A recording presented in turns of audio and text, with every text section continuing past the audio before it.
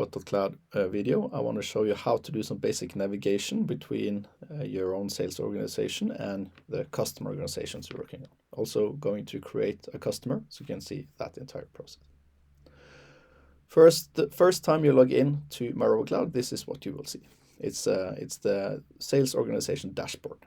Here's my sales organization called Demo Automation, which is also what you will find up here. And up top right is my own personal profile. You will see there are 4 dashboard cards, one listing the amount of customers, one listing your team members, one listing robot configurations, and it will be pre-filled with 2 the first time you log in. These are default robot configurations you can use to just test and try a simulation immediately without setting up your own. You will of course also be able to set up your own robot configurations. 4th is the hardware library.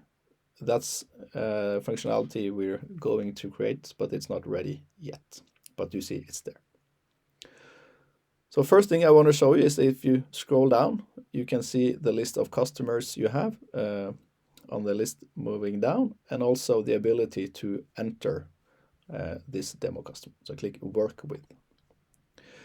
You will see in the top bar now that this demo customer also appeared as its own entity.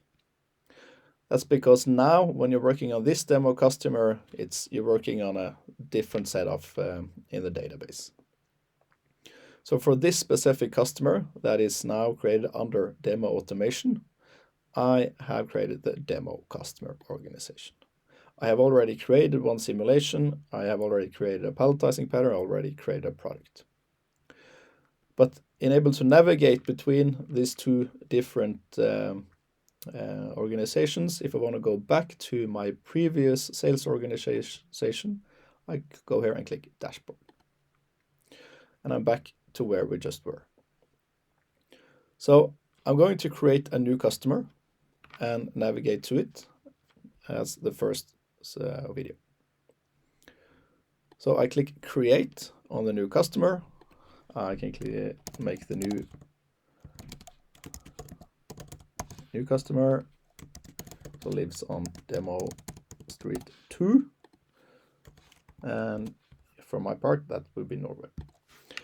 And here now is a clever functionality. If you want to add a logo to this customer, because these logos will pop up in the simulations, it will is something you can show to any customer. One way to try and find this, if you have the URL of this customer available, you can simply type it here. So using one of the example customers using Pali, you can see that theirs would be the logo for their company. I'm not gonna do that now, but that's how you could add the logo to it. If that doesn't work, because that automated find logo doesn't always work, you can always upload a logo yourself. I click Save, and now after creating a customer, you will be taken directly to this customer interface. So you see now here it got up on the top bar, example customer, and now a clean dashboard for this example customer where we have created no simulations, no products or patterns yet. But that's how you create a customer, and that's also how you navigate between the 2 organization types. Next video, I'll show you how to create a pattern.